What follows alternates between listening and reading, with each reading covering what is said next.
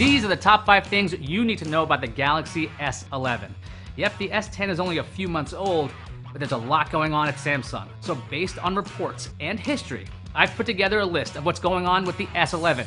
How do you rank a list like this? By intrigue. Let's go. At number 5 is its release date. Let's see, the S8 was revealed in March of 2017 and shipped in April. The S9 was introduced in February 2018 with a release the next month.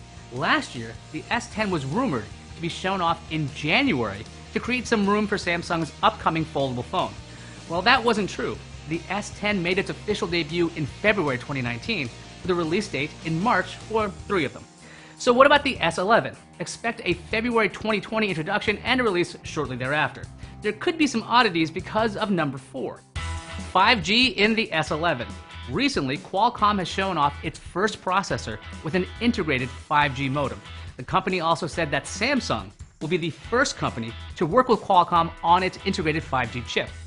So what's the big deal? An integrated 5G modem means that power demands will be lower than a standalone modem that works alongside a processor. Additionally, since there's one less physical component in the device can be smaller and sleeker. Samsung's S series usually gets the latest Snapdragon processors, and the S11 definitely seems like the natural choice for Qualcomm's new tech. Now for the S10, we saw Samsung introduce 3 LTE models and 1 5G model. Would Samsung introduce 4G and 5G variants of the S11? I'm going to say no. Assuming Samsung has the latest Qualcomm chips, working just fine, I don't think Samsung would introduce 6 versions of the same phone.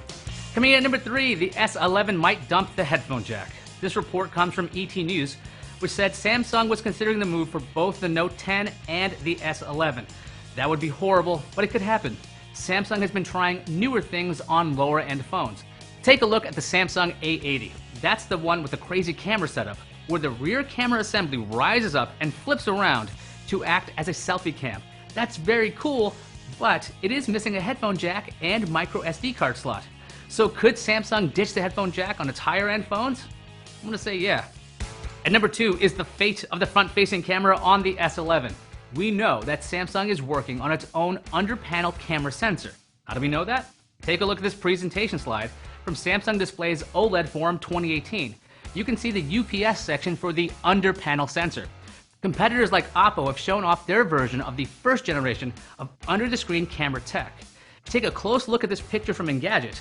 You can see where the camera is hidden. When it came to a fingerprint scanner under the screen, Samsung waited a bit to make sure the tech worked well before putting it in the S10.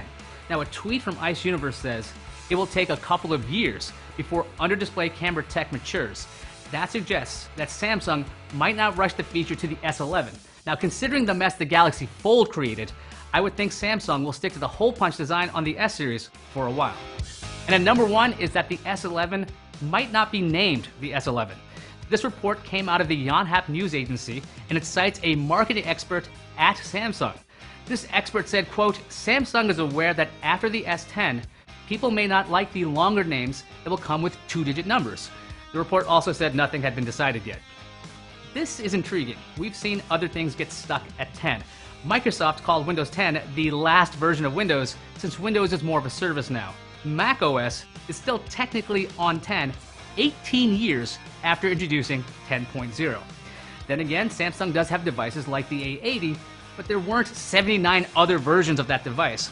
I think the renaming concept has some legs. The phone itself may have an internal name of S11 or whatever, but I think that Samsung just call it the Galaxy S. Maybe it could be distinguished by the year it was released, like a car. Or maybe, since the phone is coming out in 2020, it'll be the S2020 or SXX.